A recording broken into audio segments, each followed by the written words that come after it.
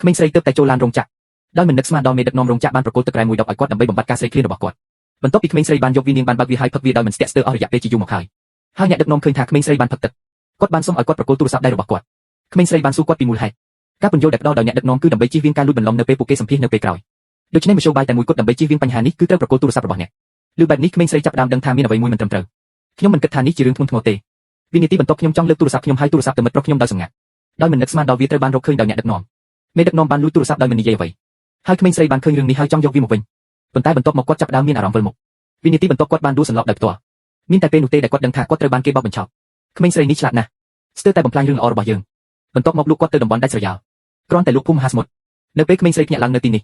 ប៉ុន្តែមិនបានរំពឹងទុកបានរកឃើញខ្លួនឯងនៅក្នុងបរិយាកាសចម្លែកប៉ុន្តែនៅពេលនេះគាត់បានចងចាំថាមុនពេលគាត់ស្លាប់គាត់បានហៅអ្នកជួញដូរមនុស្សនិយាយថាគាត់នឹងលូកគាត់ទៅភូមិអានយ៉ាងហើយភូមិអានយ៉ាងនេះកាត់ឡើងជាស្រុកកំណើតរបស់ក្មេងស្រីដូច្នេះក្មេងស្រីចាប់ផ្ដើមរីករាយគ្រាន់តែដោយសារតែមិត្តប្រុសរបស់គាត់ដែលជាគ្រូសាដាលីនគឺជាគ្រូសាដែលមានឥទ្ធិពលបំផុតនៅក្នុងតំបន់វាជាអត្ថភាពដែលគ្មាននរណាម្នាក់ហ៊ានញញែកជាមួយសម្លេងទើបតែធ្លាក់ចុះក្មេងស្រីបានហៅនរណាម្នាក់និយាយនៅខាងក្រៅស្រុកបន្ទាប់មកគាត់បានអូវឈ្មោះហ្វានកង្ហាដល់អ្នកគ្រប់ត្រូលឆោតល្ងងនោះដែលធ្លាប់ដើរតាមខ្ញុំនៅពីក្រោយគូតរបស់ខ្ញុំនៅពេលខ្ញុំនៅក្មេងគាត់ធ្លាប់ស្ដាប់ខ្ញុំបំផុតវិនាទីបន្ទាប់កង្ហានៅពីមុខគាត់ប៉ុន្តែអ្នកគ្រប់ត្រូលមិនបានស្គាល់គាត់ទេផ្ទុយទៅវិញខ្ញុំមិនអាចរងចាំដើម្បីដាំដុះជាមួយក្មេងស្រីនោះទេប៉ុន្តែដូចជាគាត់ហ៊ាននឹងធ្វើវាក្មេងស្រីចាប់ផ្ដើមលេងជាមួយការបញ្ចេញមិត្តរបស់នាងគ្រាន់តែដោយសារតែមាត់របស់គាត់ត្រូវបានគេក្រវីហើយគាត់មិនអាចនិយាយបានគាត់អាចប្រើតែទឹកមុខនិងអត្តសញ្ញាណផ្ទៃរបស់អ្នកគ្រប់ត្រូលប៉ុណ្ណោះហ្វានក៏ចាប់ផ្ដើមមានការសង្ស័យខ្លះនៅពេលគាត់បានឃើញស្ថានភាពដូច្នេះវិនាទីបន្ទាប់គាត់ទាត់ក្មេងស្រីដោយផ្ទាល់គ្រាន់តែគាត់គិតថាក្មេងស្រីនោះកំពុងស្នើសុំឲ្យគាត់ជួយហើយក្មេងស្រីមិនអាចនឹកស្មានដល់ថាអ្នកគ្រប់ត្រូលសាមញ្ញនិងស្មោះត្រង់នៅពេលនាងនៅក្មេងឥឡូវនេះបានក្លាយជាកាច់សាហាវណាស់ប៉ុន្តែដូចជាគាត់ស្រឡាំងកាំងភ្នំព្រាមបង្ខំឲ្យគាត់ត្រឡប់ទៅផ្ទះវិញហើយចូលបន្ទប់កូនក្រមុំប៉ុន្តែបន្ទាប់មកក្មេងស្រីបានបង្កើតសំឡេងមួយទៀតនៅពេលដែលគាត់សានស៊ីបានឃើញដូច្នេះគាត់ត្រូវយកក្រណាត់ដែលចេញពីមាត់របស់គាត់បន្ទាប់មកឲ្យគាត់និយាយយ៉ាងម៉ាកូខ្ញុំជាសៀវយូភូមិអានយ៉ាងកុំព្រើតើអ្នកបានហៅឈ្មោះជាជូទេសានស៊ីបានស្រឡាំងកាំងភ្លាមប៉ុន្តែគាត់បានដឹងខ្លួនវិញហើយគិតថាមិនអាចទៅរួចទេគ្រាន់តែដោយសារតែនៅក្នុងបេះដូងរបស់គាត់ជាវបានទៅទីក្រុងដើម្បីទៅមហាវិទ្យាល័យវាមិនអាចនៅទីនេះទេហើយគិតថាក្មេងស្រីត្រូវតែឃើញឈ្មោះនៅពីក្រោយវាមុនពេលនាងចង់ខ្លាញ់បន្លំសៀវយូក្មេងស្រីមិនជឿគាត់ទេនៅពេលនាងបានឃើញគាត់ចាប់ផ្ដើមពន្យល់គាត់យ៉ាងរំភើបថាខ្ញុំកំពុងសម្លាប់ខ្ញុំវាពិតជាព្រើបន្ទាប់មកគាត់បានបង្ហាញសញ្ញាសម្គាល់នៅលើដៃរបស់គាត់គ្រាន់តែដោយសារតែនិមិត្តសញ្ញាកំណត់នេះត្រូវបានឆ្លាក់នៅលើដៃរបស់គាត់ដោយអ្នកគ្រប់គ្រងម្នាក់នៅពេលគាត់នៅក្មេងអ្នកណាដឹងថាអ្នកគ្រប់គ្រងទេគាត់ដោយផ្ទាល់ដោយមិនមើលវាបិទទ្វារខ្ញុំមិនអនុញ្ញាតឲ្យអ្នកចេញពីអំពើប្លន់ទាំងជនទេ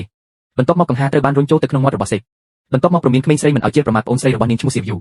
ហើយសញ្ញាសម្គាល់នៅលើដៃរបស់សៀវយូគឺតូចជាងនេះមិនធំទេតើពួកគេដឹងទេថាក្មេងស្រីនេះក៏បានធំឡើងជាមនុស្សពេញវ័យដែរជាធម្មតានិមិត្តសញ្ញាកំណត់នឹងកាន់តែធំវិធីសាស្ត្ររកសាកសីក្មេងស្រីមិនមានប្រសិទ្ធភាពទេគាត់បានធ្វើចលនាឲ្យគាត់មើលមុខរបស់គាត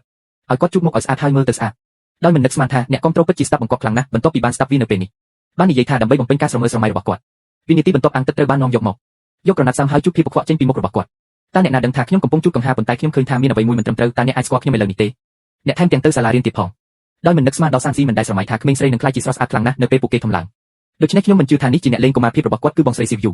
គាត់ក៏បាននិយាយផងដែរថាពួកគេគឺជានិស្សិតមហាវិទ្យាល័យដែលមានគំនិតបើកចំហបំផុតការបោកបញ្ឆោតបំផុតបន្ទាប់ពីនិយាយបែបនេះគាត់បានទះគាត់យ៉ាងខ្លាំងបន្ទាប់មកគាត់បានយកកាំបិតពីដីត្រៀមខ្លួនដើម្បីវាយគាត់នៅលើមុខឲ្យក្មេងស្រីមិនហ៊ានបន្តកុហក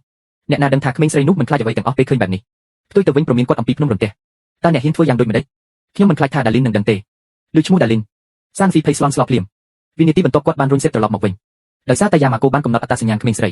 ីដូច្នេះវាមិនអាចទៅរួចទេដែលអនុញ្ញាតឲ្យគាត់ទៅមានបំណងធ្វើខុសដូច្នេះគាត់ធៀបនឹងក្រវែងដុំធំពីរបីនៅលើមុខរបស់គាត់ឪពុករបស់យ៉ាម៉ាកូបានបង្ហាញខ្លួនគាត់ចេះតែហ៊ាននៅពេលគាត់បានឃើញភ្នំហើយមិនបានទាញក្មេងស្រីនោះចូលក្នុងបន្ទប់កូនក្រមុំទេហើយនាងបានរត់មកហើយនាងបានស្ដីបន្ទោសគាត់ហើយក្មេងស្រីបានឃើញគាត់មកហើយពួកគេបានចាប់ផ្ដើមស្នើសុំឲ្យគាត់ជួយគ្រាន់តែដោយសារតែឪពុករបស់យ៉ាម៉ាកូបានឃើញគាត់ពីមុនប្រហែលជាស្គាល់ខ្លួនឯងដូច្នេះសូមឲ្យគាត់ពិនិត្យមើលខ្លួនឯងឲ្យបានដិតដល់ដោយមិននឹកស្មានដល់បុរសចំណាស់រូបនេះពិតជាបានស្គាល់គាត់បន្ទាប់ពីមើលវាគឺជាឈោដែលជាកូនស្រីរបស់គ្រូសាលឿនចាស់ក្មេងស្រីងក់ក្បាលយ៉ាងខ្លាំងបន្ទាប់ពីស្ដាប់ប៉ុន្តែអ្នកគ្រប់គ្រងនៅចំហៀងបានប្រាប់ឪពុករបស់គាត់ថាកុំឲ្យគាត់បោកបញ្ឆោតហើយបាននិយាយថាគាត់មិនមែនជាសៀវយូទេគ្រាន់តែដោយសារតែសៀវជើមើលទៅមិនល្អទោះយ៉ាងណាឪពុកខ្ញុំបាននិយាយថាឆ្នាំទី18នៃមហាវិទ្យាល័យស្រីបានផ្លាស់ប្ដូរច្រើនឆ្នាំបានកន្លងផុតទៅហើយវាជារឿងធម្មតាទេដែលក្មេងស្រីស្រស់ស្អាតនៅពេលនេះក្មេងស្រីបានឃើញសញ្ញាមួយចំនួនវាជំរុញឲ្យពួកគេពិនិត្យមើលអត្តសញ្ញាណប័ណ្ណរបស់ពួកគេបុរសចំណាស់និយាយត្រូវវិនាទីបន្ទាប់គាត់បានសុំឲ្យកូនប្រុសរបស់គាត់រកអត្តសញ្ញាណប័ណ្ណរបស់ក្មេងស្រីតើអ្នកណាដឹងនៅពេលពួកគេឃើញឈ្មោះនិងអាស័យដ្ឋាននៅលើអត្តសញ្ញាណប័ណ្ណរបស់ក្មេងស្រីលីនសៀវជូបានធ្វើឲ្យរអាក់រអួលភ្លាមនេះគឺជាជាវជោអូក្រតកម្មរបស់ខ្ញុំនេះគឺជាជាវជោកុំបន្ទោសពូបុរសចំណាស់បានសារភាពកំហុសរបស់គាត់ភ្លាមចំពោះក្មេងស្រីបន្ទាប់មកខ្ញុំត្រូវស្រែកក្មេងស្រីប៉ុន្តែបន្ទាប់មកកូនប្រុសបានប្រាប់គាត់ថាកុំប្រាប់ស៊ូលីនអំពីរឿងនេះស្ដាប់ឈ្មោះដាលីន